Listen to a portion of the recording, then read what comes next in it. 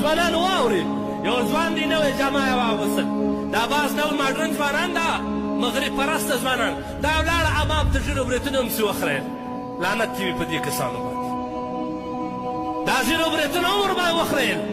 بیا څه شوې؟ بیا دا ځان ته دی وکتل، واه څنګه ځواني مې ده، څنګه خوند کړی دی، څنګه ښایسته یم.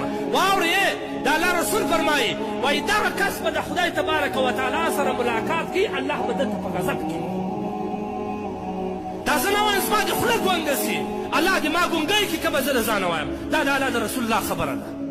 د خدای رسول وایي هغه ځوان چې ځان ته وګوري او ځان ښایسته ورته معلوم سي او بیا وایي چې زه خو نو در پلانکي و در پلانکي و در پلانکي لوړ یم، بیا به دا بازار کې د لوړه غاړه روان سي. د خدای جل جلاله سره به ملاقات د قیامت په ورځ به داسې شکل کړي چې الله به درته په قهر او په غضب باندې. مه کوه ځوانه د خدای دپاره